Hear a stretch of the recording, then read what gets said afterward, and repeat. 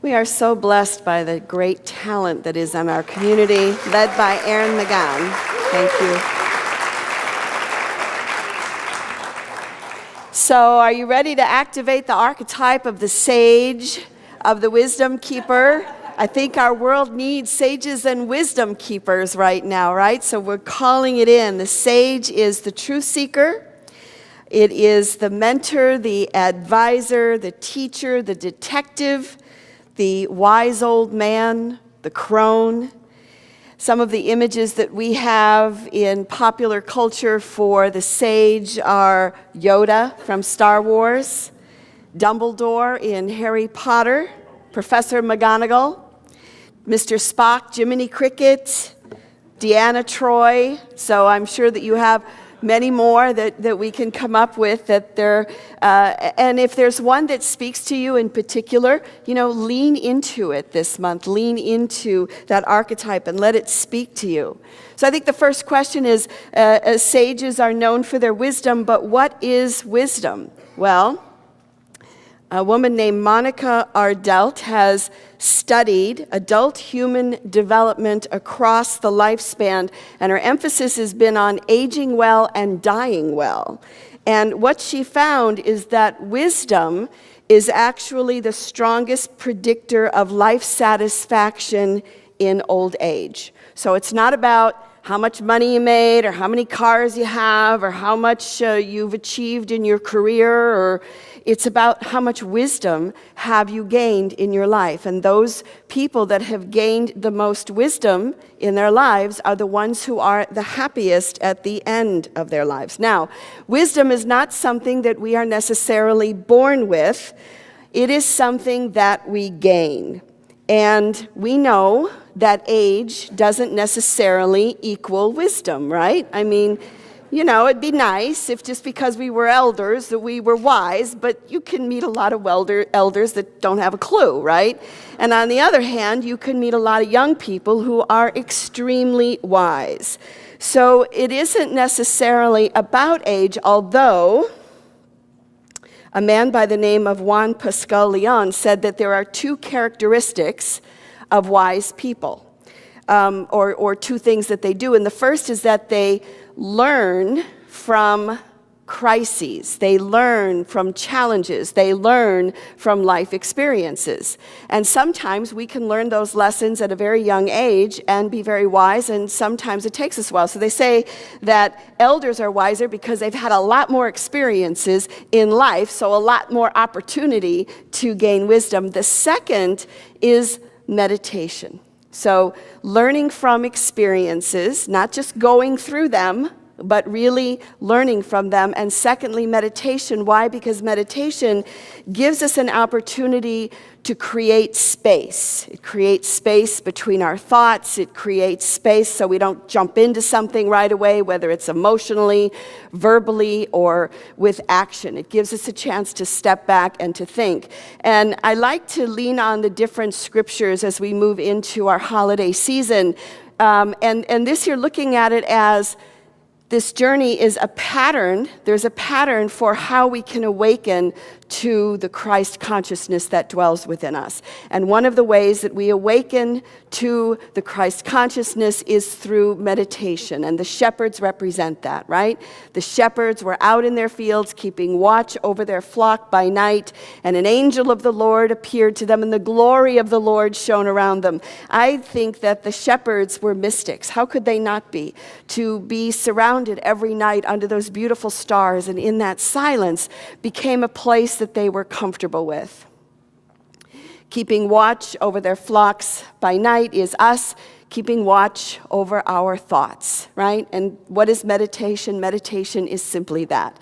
And whether it's yoga or meditation or different spiritual practices, Tai Chi that you use, they're all key for separating out from jumping in to things immediately. It also lets us recognize and see ourselves for who we are, both our positive and our negative traits, right? And when we see our own positive and negative traits, then we're more inclined to be accepting of those in other people. Monica Ardelt, also said that in order to have wisdom, that in learning from experiences is, again, the key. So, learning from experiences. So there's travel. Travel is said to open the mind, right? But the truth is, we could take a trip to a foreign country and it can open our minds, or it can reinforce our prejudices, right? It's all the matter of perspective that we have when we enter into any kind of an experience. Wise people aren't necessarily smarter or know more. It's that they know things at a deeper level. So we all know we're going to die, right? But on a wisdom deeper level, it's like, well, then how do I live my life if I know that? What is important to me? Relationships become more important. So we find different ways to find the truth, to seek out, to become this sage, to find the truth and to speak that. I know for me, when I was 20, and I know you've heard this a million times, but I traveled to North and East Africa when I was 20, and I camped out on the Sahara Desert. And for me, what that did was it almost blew my mind open to new experiences, to new people, to life in ways that I had never known or experienced before, particularly for me, because I grew up, as you know, in Chicago, and I hardly ever left the borders of the city, ever. When we would have a week's vacation, we would tour Chicago, and my dad would say, why would anybody want to leave this city? There's nothing outside out there. It's all contained here. It's all great. And that was great, except that I ended up in this bubble. And I thought there's got to be more to the world than what I'm experiencing, which was part of the impetus of going for me, was to break out of the bubble that I was in so that I could see a different world.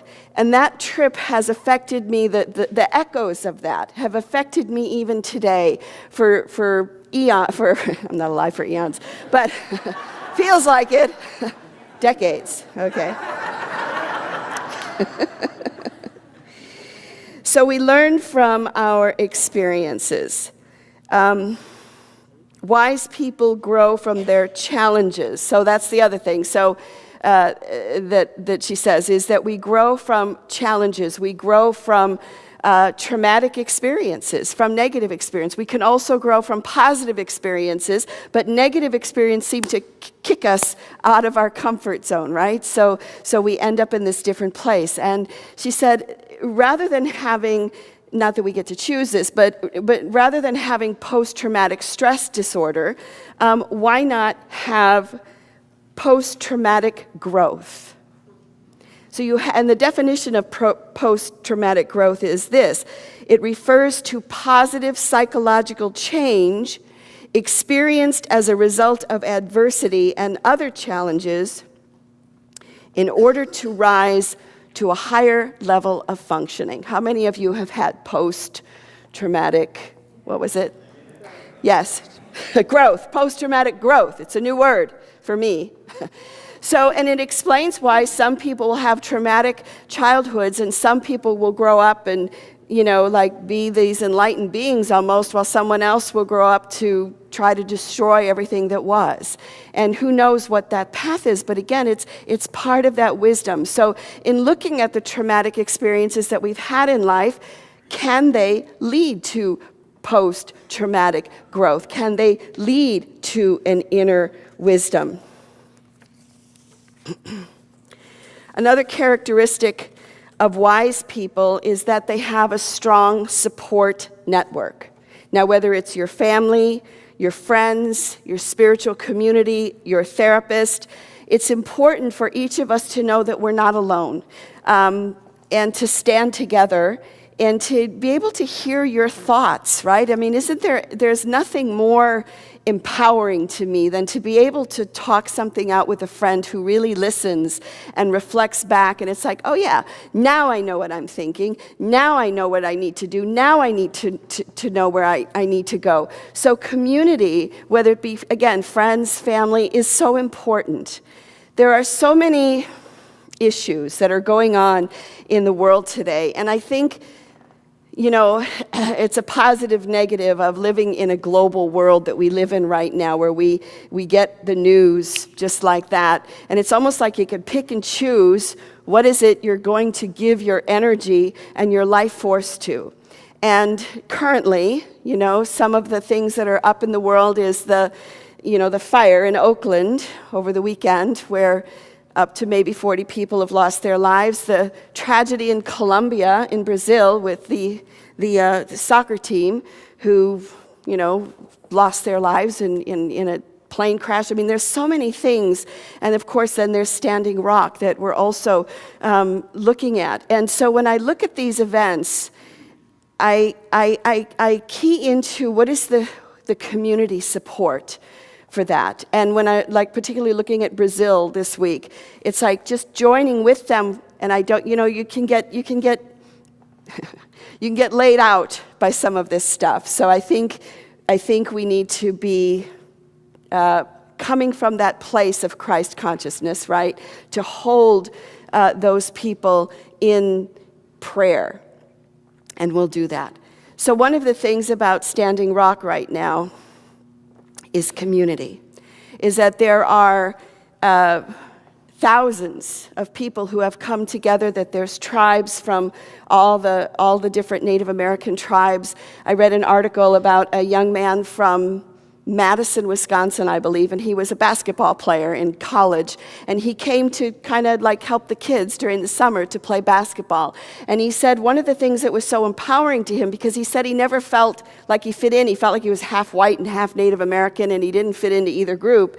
But all of a sudden, he saw all these different tribes come together. Today, there's 3,000 veterans who are showing up to build barracks and to help out, and they're all told they have to leave tomorrow. Now, I'm not asking you to take a political stance on this, but rather to hear the importance of coming together in community in whatever it is that you are passionate about and what you feel strongly about. And in this case, there's a strong community that is coming together in protest and to support Standing Rock and the water rights. There is great power when we come together in peace, and great power when we come together in community. So I'd just like us to stop for one moment and to bless all the different situations that are going on in the world right now. So just take a deep breath and get yourself centered, right? That's the first step in blessing and in being a force for good in the world, because you are. And if there's a sage character for you, whether it be Yoda for a minute, you know? Be Deanna Troy, be a Dumbledore.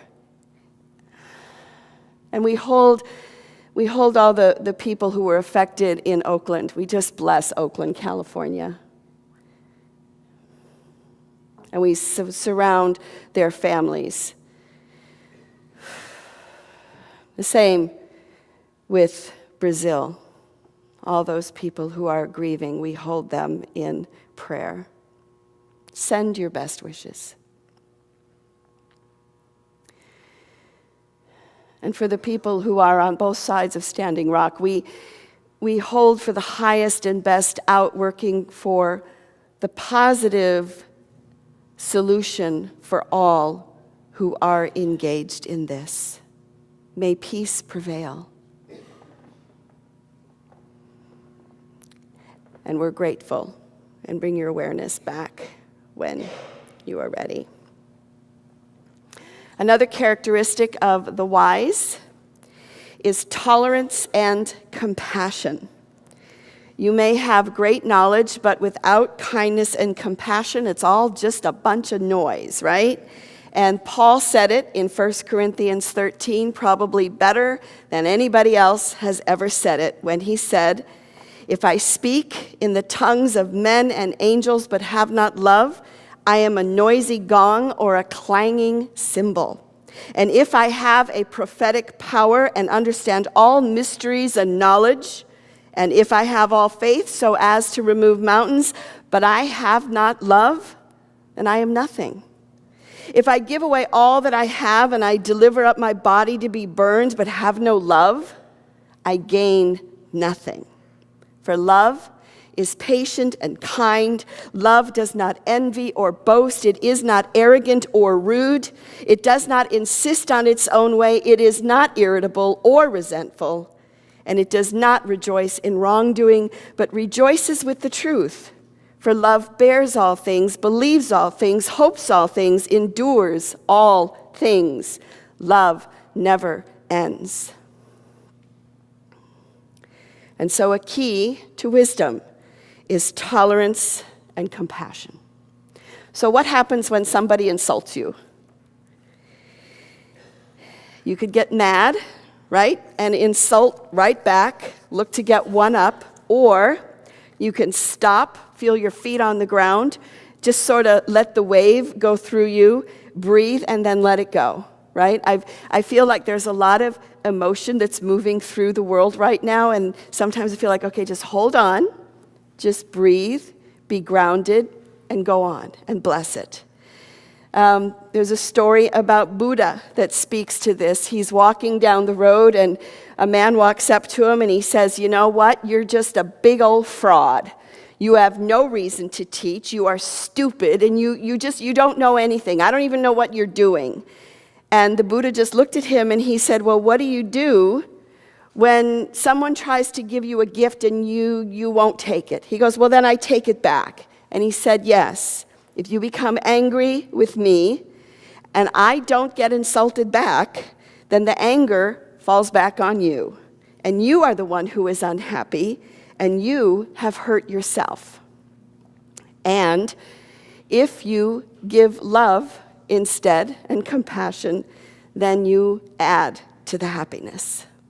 So again, there are waves of emotions that are crashing along the shores of our lives right now, and the sage would seek the truth in these experiences and look for the higher purpose and the patterns. The sage would also speak the truth, and we are being called to speak the truth with kindness and compassion. So as a wisdom keeper, which is what we all are, I invite you to feel it, to hold it, to breathe it, to let it be grounded, and then to let it go. And if there is a particular archetype of the sage that speaks to you, play with it. Bring it on. Choose one. If you're an older woman, perhaps one of the crones would speak to you, like Hecate. She represents the wise grandmother, the compassionate nurse, the sexy older sorceress, and the established matron. Demetra George goes on to say she is called upon for counsel, for guidance and decision-making, for protection during illness and in childbirth, and to help people confront their fears and to face their shadows. Every time you go with a friend, or you listen to a friend and you go with them to the doctor or for a chemo treatment, or you're volunteering in hospice, or you're being with someone and holding their hand at the end of their life, then Hecate is coming through you. That archetype of the wise crone is coming through you. Perhaps if you're a younger woman, again, I keep leaning into Deanna Troi for some reason today, because she was like this intuitive person. And Yoda, what about Yoda? I mean, really, Yoda was just this goofy little green guy that, you know, by appearances, it was like, who are you? And do we not judge sometimes by appearances? And we may be standing in the presence of the most amazing sage of all, and yet we may not see it right away. Again, for me, one of the great sages that we've had in our community is our beloved Ira Hoover. You know, when I think of the wise old man archetype, boy, he sure embodied and carried that for me. So I'm speaking to all generations and all ages. For those who are elders, your wisdom as a wisdom keeper is needed right now. And it's not so much even what we say or the advice that we give, but rather how we show up and how the truth is spoken. If you're young, of a younger generation, we need your fresh insight. We need your voice. And always we move in the path of wisdom. We grow from experiences. and we practice reflection and meditation. So sometimes I have the question, if our country, how would our country be graded on our wisdom factor? Are we learning from the past? Are we learning from the different experiences that we've had for some 200 and some years? And it's just something to think about and to reflect. So again, elders in the house, your kindness, your compassion, and your truth is needed. Those who are young, the same. Your kindness, your truth, and your insight is needed. Happy saging.